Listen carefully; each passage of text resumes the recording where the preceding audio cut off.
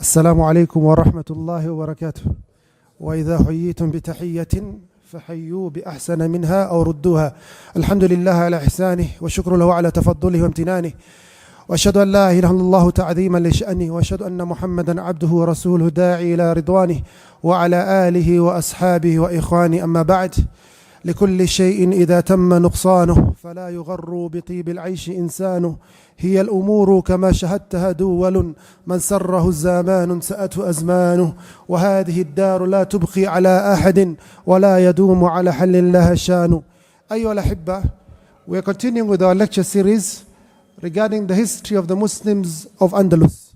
This is a history, Ikhwani Fillah, that began in the year 92 of the Hijri calendar up to the year 897 of the Hijri calendar. Over 800 years of our history where we were ruling Spain and Portugal, and we created one of the greatest civilizations that was ever witnessed by the human beings.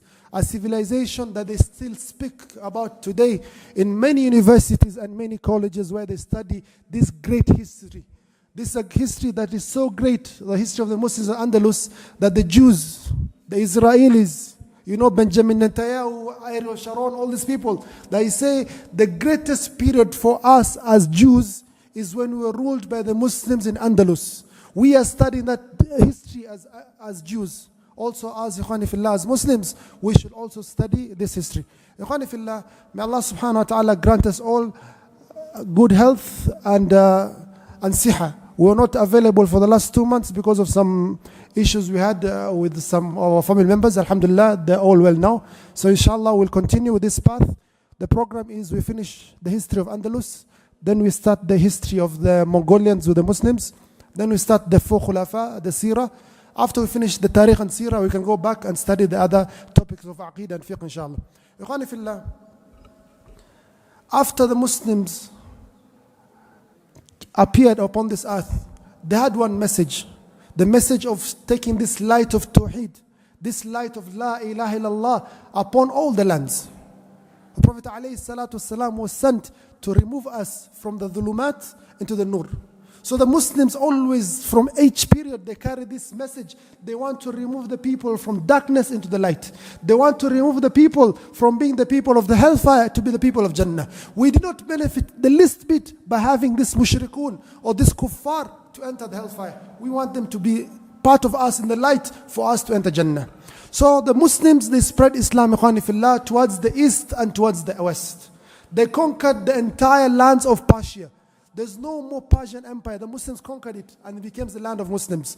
Most of the Roman Empire was conquered by the Muslims. Most of North Africa was conquered by the Muslims. So the Muslims in the year 92 of the Hijri calendar, the governor of North Africa is called Musa ibn Nusayr. Musa ibn Nusayr. Let's just summarize the previous lessons because we took a gap of almost 2 months, so we've not had a lecture. So let us summarize. So Musa ibn Nusayr, the governor of North Africa, he looks. He says, Alhamdulillah, we have spread Islam upon the entire lands of North Africa. What is the land that comes after North Africa?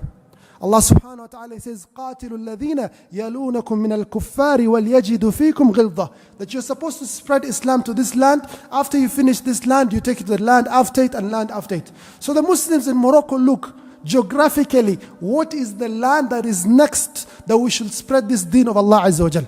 And the land that is next to Morocco is to cross the Mediterranean into Europe, the land of Spain and Portugal. So in the year 92 of the Hijri calendar, the month of Ramadan, Muslims led by one of the greatest leaders, Tariq ibn Ziyad, he lands on the lands of Spain with an army, a great army to conquer Europe. How large was that army we took in the previous class, Haji Abu Bakr? 7,000. Only 7,000 Muslims landed on Europe to conquer this land of Europe. 7,000. The year 92 of the Hijri calendar, the 28th of Ramadan. Ramadan is always a month of futuhat, a month of victories from the great battle of Badr, 17th of Ramadan, the conquering of Makkah, 20th of Ramadan, Ain Jalut. So many battles happen in the month of Ramadan. So the Muslims landed 92, 28th Ramadan, and they meet a great army from the Visigothic Empire of Spain, or the Visigothic Kingdom of Spain. 100,000 Spaniards versus an army of 7,000. Who's going to be victorious? The Muslims, they say 7,000.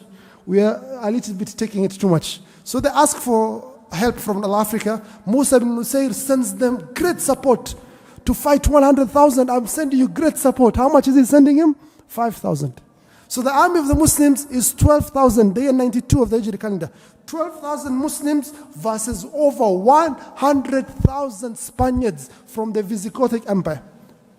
And battle from the 28th of Ramadan, 8 days of battle, Muslims versus these Europeans, these Spaniards. And alhamdulillah, on the 6th of Shawwal or therein, the Muslims gained victory after losing 3,000 martyrs, pure blood, blessed blood. And they managed to be victorious in this first battle that's known as the Battle of Wadi Birbat that occurred on the 28th of Ramadan, the year 92 of the Hijri calendar. So if you asked who conquered Spain and Portugal for the Muslims, is Tariq ibn Ziyad and Musa ibn Nusayr, who was his overall boss who led him. So Tariq ibn Ziyad conquers, he wins this battle. He goes to the city of Sevilla. And we said previously, if you look at the La Liga, the football league, the people who follow the Spanish league, all these names used to be Muslim cities. All these towns were Muslim towns. So the first town they conquered is the city of Sevilla, Ishbilia. And you know them as the champions of the European Cup. So they conquered Sevilla. Then Tariq ibn Ziyad sees, this land, we've defeated the biggest army. Most of them, they have lost morale. They are really scared of us. Allah subhanahu wa ta'ala has this way of creating a phobia in the hearts of these people. Allah creates ru'b, nusirtu bil ru'b, masirata shahr. The Prophet ﷺ says that we Muslims are given a victory of a 1 month distance because of the fear, of the terror they fear in their hearts when they hear Allahu Akbar, when they hear La ilaha illallah. So he conquered Sevilla. And he says, these people are very weak. Then he sends an army, 700 soldiers. You 700 soldiers, go conquer Murcia. 700, go conquer, what is that city? Cordoba. The city of Cordoba. That's one of the greatest cities in Islamic history. A city that is equal to the capital state of the Muslims, Baghdad, was conquered by only 700 Muslims. 700 Muslims. I remember when we used to study hadith, we used to study that two great scholars of the East and the West, they died in the same year, the year 463 of the Hijri calendar. Al-Khatib al-Baghdadi, the great scholar of hadith from Baghdad, he died in the year 463. And the great scholar from Andalus, Imam Ibn Abdul Barr, he also died in the year 463. These two cities used to compete with each other, Cordoba versus Baghdad. So 700 soldiers conquer Cordoba, 700 soldiers conquer this other city. Then he says, this is easy. Tariq ibn Ziyad is saying everything is easy. He goes, he conquers Ustujja, he conquers Jayyan. He goes, he says, the capital city is very fortified, mountains and mountains. This is the correct time to conquer this capital city of Spain. He conquers the city of Toledo, Toleitila, that is in the middle of Spain. He has conquered most of Spain. But Musa ibn Nusayr is not happy.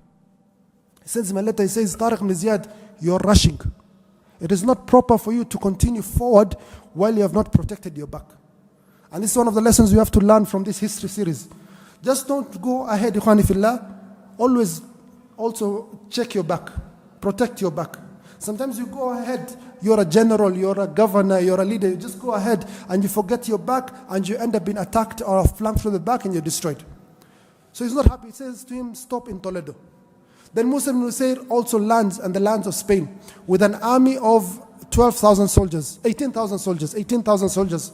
So the Muslim army, 18,000 plus 12,000 that landed is 30,000, minus the 3,000 that passed away in the battle of Wadi Birbat, 27,000. So he says to his son, go westwards, let's go westwards. And they conquered Narda, Lisbon, they conquered the entire of Portugal. So alhamdulillah, most of Portugal and Spain has been conquered by this period. Tariq ibn Ziyad, he meets up with Musa ibn Nusayr. Musa ibn Nusayr tells him, you did wrong.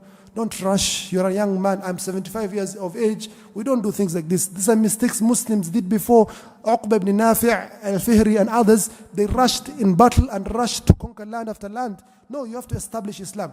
You have to teach the new Muslims about the deen of Allah Azza wa Jal. You have to establish order first before you go ahead.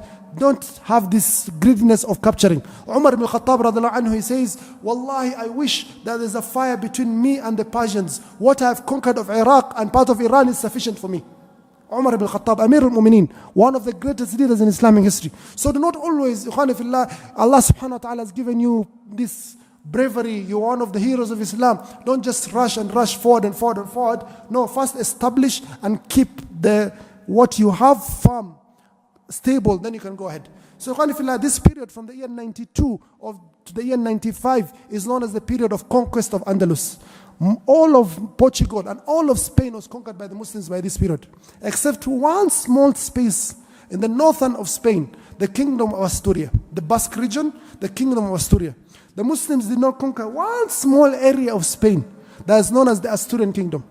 And this one small space in the northern of Spain became a cancer that grew so large that led to the Muslims being expelled from the entire of Spain.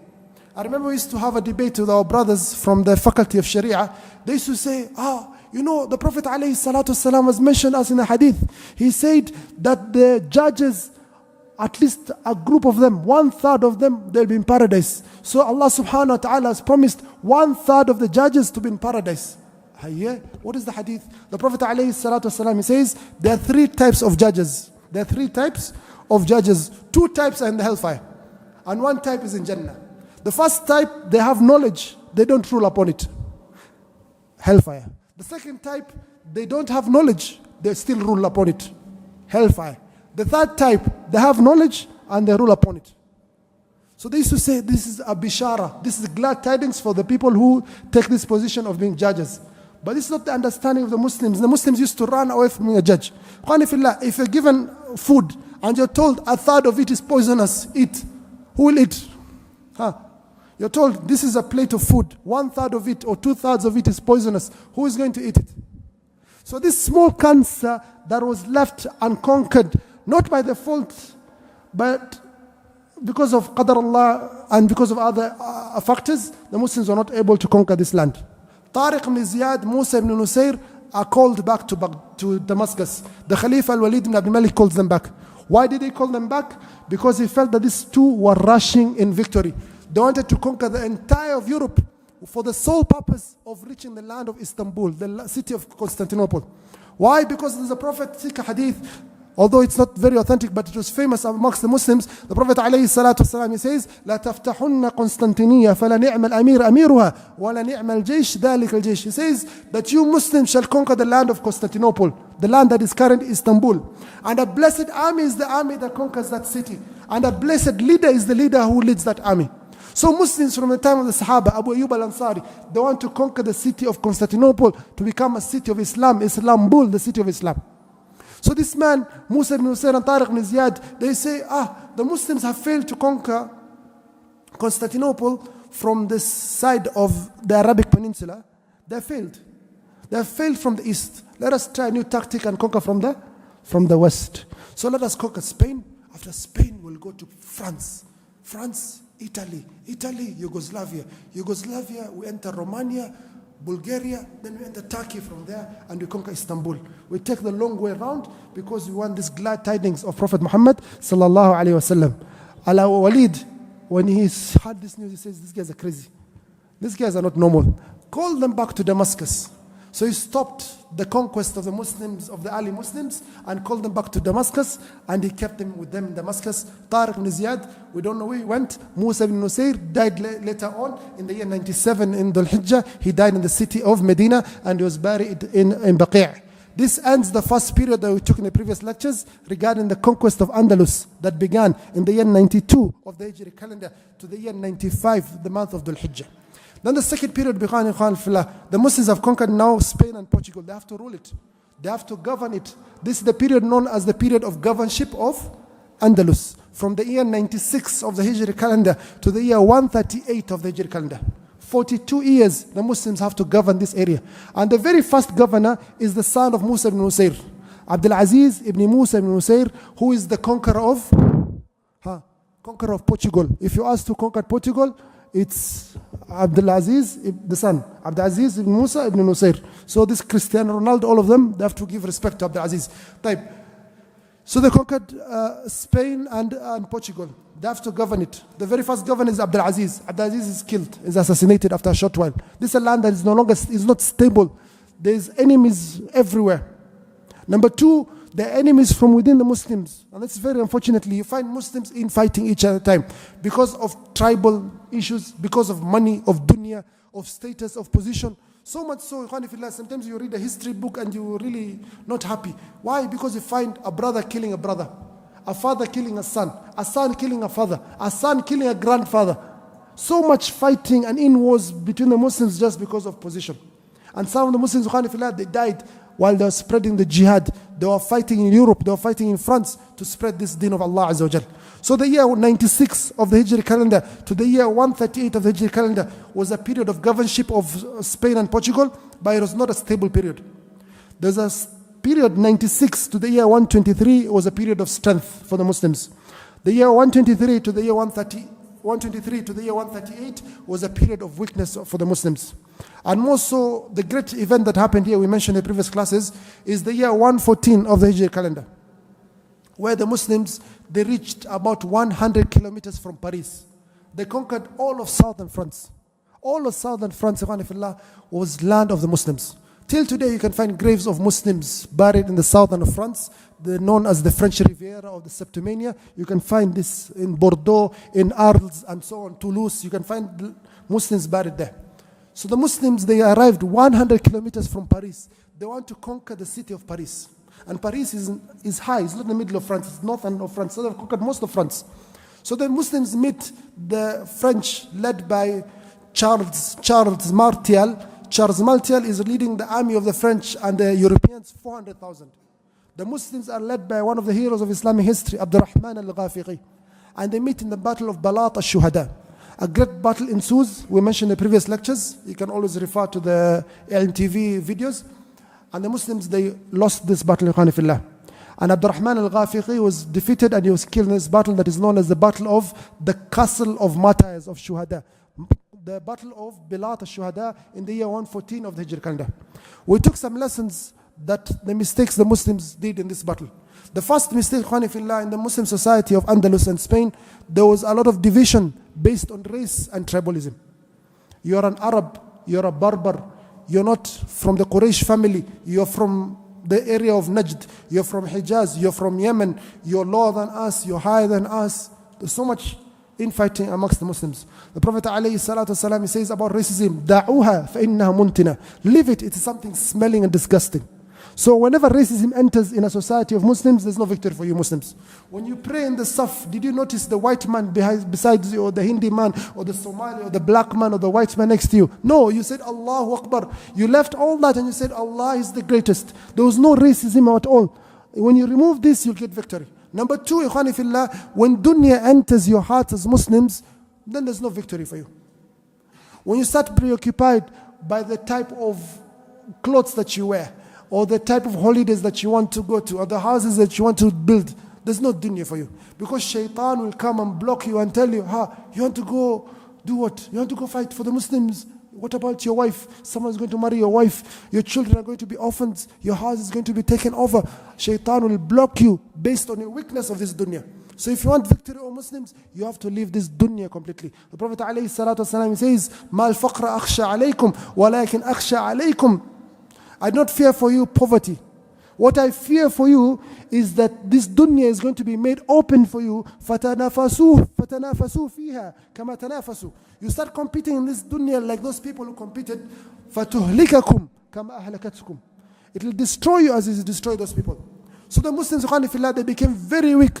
Then in the year 138 of the Hijri calendar, everyone in the entire world was sure that Muslims are going to be expelled anytime from Spain. So much infighting, so much civil wars. You guys are focusing on yourselves. The enemies will come and take over. Definitely.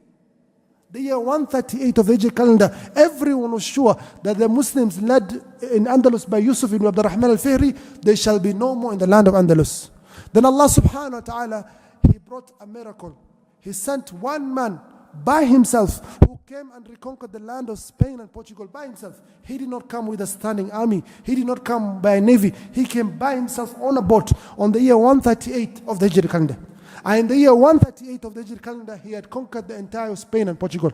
This man is Abdurrahman al-Dakhil, we mentioned in the previous lectures, Abdurrahman, the son of Muawiyah, the son of Hisham ibn Abdul Malik. His grandfather was the great Khalifa of the Muslims, Hisham ibn Abdul Malik. One of the Khulafa, he says, Abu Ja'far al-Mansur, one of the greatest Khalifa of the Banu Abbas, he says, the greatest Khulafa are 4 Khalifas, Abu Bakr, Umar, Uthman, Ali. When it comes to the Muslims, Abu Bakr, Umar, Uthman, Ali, these are the greatest Khalifas. And the greatest kings that came thereafter, the first king is Muawiyah. This is from Banu Abbas, but he says the greatest king is Muawiyah. Then Abdurrahman, Abdul Malik ibn Marwan. Then Hisham ibn Abdul Malik that we're talking about now. And number 4, he says, Wa ana, Abu Ja'far al-Mansur. And he deserves that. So he says, this man lands in the year 138 of the Hijri calendar. And he fights Yusuf Abdurrahman al-Fihri, as we mentioned in the previous classes. And he gains victory. And he rules the land of Muslims from the year 138 of the Hijri calendar to the year 172. A period known as the Islamic Emirate of Andalus. Am I going too fast? This is just revision. Am I going too fast? You already took. Some didn't take. Too fast. But I asked dates.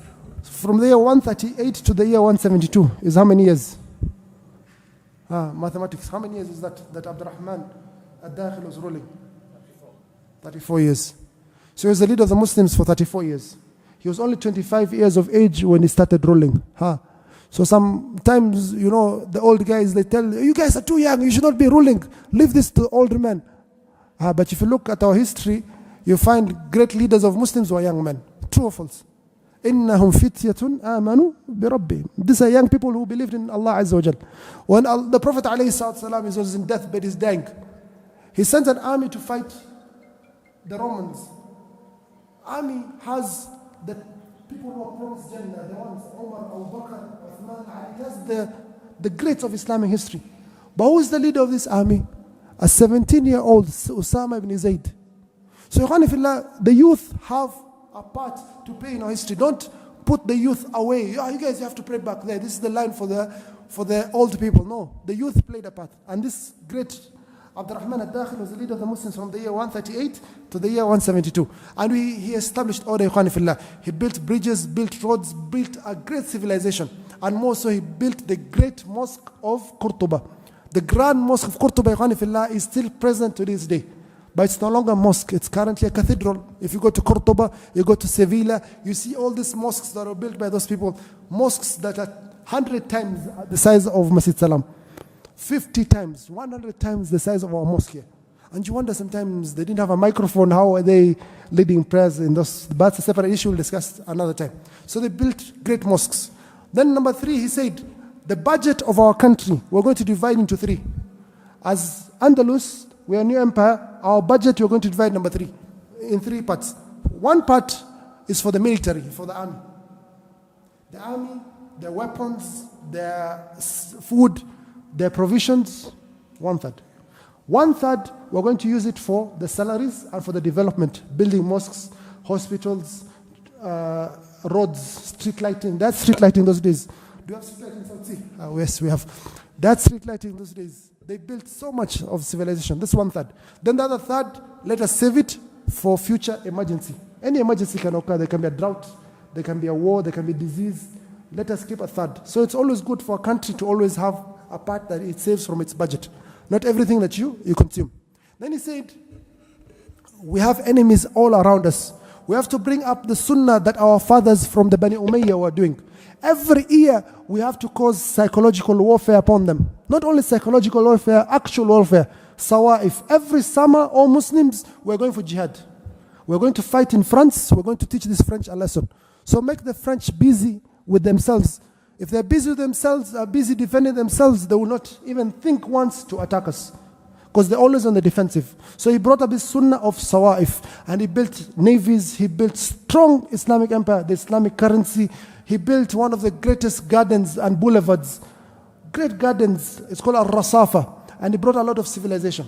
So this was the first leader of the Islamic Emirate of Andalus, Abdurrahman al-Dakhil. Why is he called al-Dakhil? Al-Dakhil in Arabic means Dakhala, the one who was entered. Because the first from the Bani Umayyah who entered Andalus to rule upon it. If you read history, in the year 132 of the Hijri calendar, what happened? Hajj Abu Bakr. What happened in the year 132 of the Hijri calendar? Yes. Yahya. What happened in Islamic history? A very bad event happened in the year 132. Naam Abdul. Yes. The Abbasid was killed. Oh. Who was killed? The Umayyads were killed by the Abbasids in the year 132 of the Hijri calendar. So they were overthrown. So the Banu Umayyah were overthrown in a very bloody revolution, massacred, they all killed, children, men, any person who can claim to be a Khalifa was killed. So the very first person from this family that was massacred to enter Andalus is this man, Abdurrahman, the grandson of Hisham ibn Abdul Malik, who was the Khalifa of the Muslims. So he entered by himself and started ruling this land from the year 138 to the year 172, which is 34 years. After that, when he reached the year 172, he looks at his children, Ikhwani fillah. Allah subhanahu wa ta'ala says in the Quran, وَشَاوِرْهُمْ فِي الْأَمْرِ. Allah subhanahu wa ta'ala says, وَأَمْرُهُمْ شُورَى بَيْنَهُمْ. That the Muslims, they always consult. So he looks at all his children. He says to the ulama, the fuqaha, the people of opinion, people who are respected in society, I feel like death is going to come to me soon. And it's the opposite, ikhwani fillah, from our time. Those days they could feel death coming even weeks before. Us in our time, because we are near the hour of judgment, death just comes mostly, comes suddenly. Mautul faj'ah. So those people, they used to know that they could feel sometimes, I feel like my time is ending. So he asks the ulama, the fuqaha, who should I make the leader of the Muslims? The fuqaha, they say to him, you want our opinion? Yes.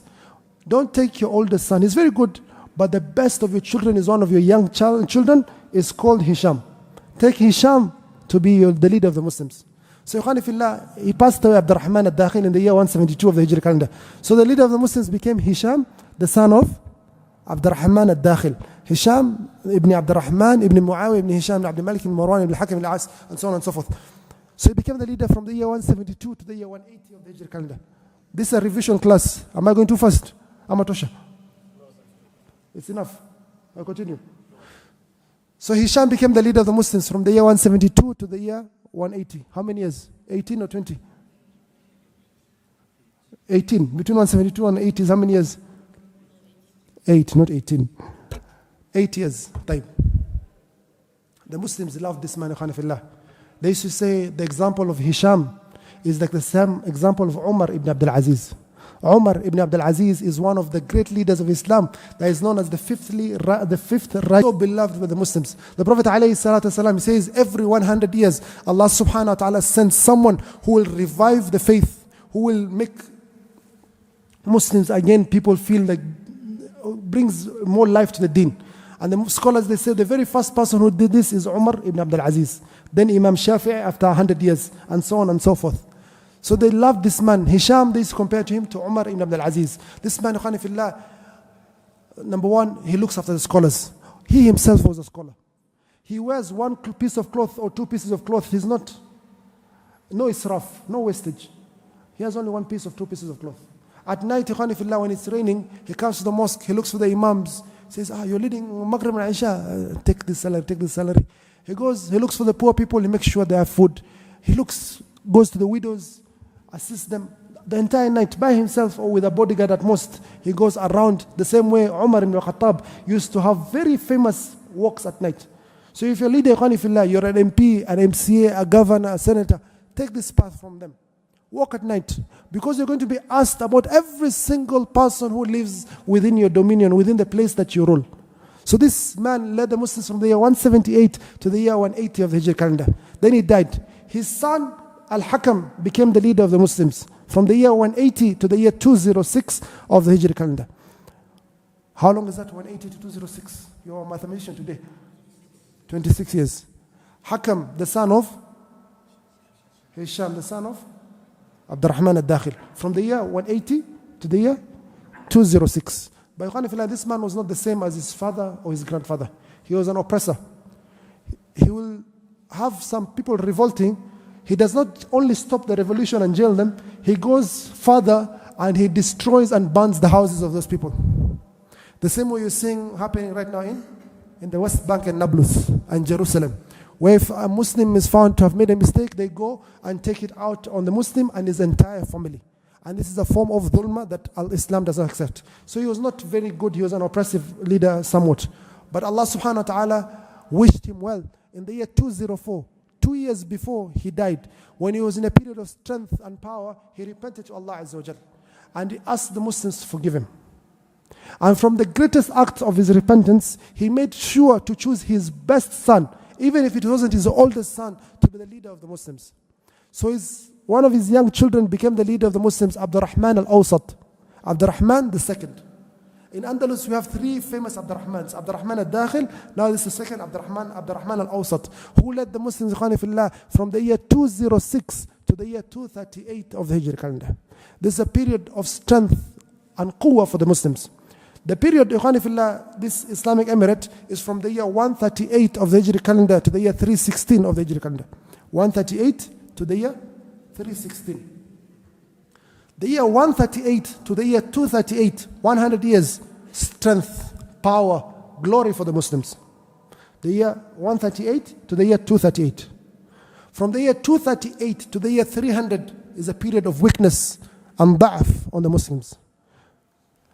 One of the things that happened when Abdurrahman al-Awsat was the leader of the Muslims, in the year 230 of the Hijri calendar, people from northern Europe, from Scandinavia, Vikings, you know the Vikings? From which countries? Viking from Norway, Sweden, from Denmark, the Scandinavian region. These people, barbarians, pagans, they worship Odin and other things. They came and attacked the Muslims in Spain. They entered the city of Sevilla. They killed all the men they could find, take all the gold, rape the women, take them as slaves, burn the entire city. The entire city was destroyed. Nothing had remained in Sevilla. They go to Murcia, they destroy. They go to the other cities, they destroy everything. Nothing is left. Who are these people? Abdurrahman al-Awsat declares jihad upon them. He gathers the ulama, he gathers the people of Islam, and they fight these people and they expel them from the land of Andalus in the year 231. And he keeps fortifications and he strengthens the land of Andalus. So, Ikhwani fillah, this is a period of history from the year 138 to the year 238 of the Hijri calendar, where the Muslims were very strong in Andalus. But unfortunately, in this period, especially in the time of Akram, we lost the city of Barcelona. The city of Barcelona, we lost it to the Christians. It became the kingdom of Aragon. The kingdom we talked about, the Kansa on the northern, it became the kingdom of Leon. So two new kingdoms were formed by the Christians in the north that were a threat to the Muslims. From the year 138 to the year 238. Then from the year 238 to the year 300 was a period of extreme weakness for the Muslims. Why was this a period of extreme weakness? What happened to the Muslims that they reached this low level once again after 100 years of glory? And what miracle would Allah subhanahu wa ta'ala give them again? One man again will come and give them victory and become the greatest ruler, not only of Spain in that period, but of Spain of entire history, and more so of Europe of entire history. Who is this one man that became the greatest leader that Spain has ever known? Till today, even the Spaniards, regardless of them hiding our history, they hide the entire history of the Muslims in Spain. 800 years is like a forgotten history. 800 years of Spain is just deleted. It's not in the books. They mention it in nitbits, but they don't forget the history of this one man. Because this one man, despite being a Muslim, gave Spain and Portugal a great name. Who is this one man that made Spain very powerful, very glorifying, that it became the most powerful kingdom at the time? This is what we shall look at in our forthcoming lecture tomorrow night, inshallah. Wa akhiru da'wana alhamdulillahi rabbil alameen. Wassalamu alaikum wa rahmatullahi wa barakatuh.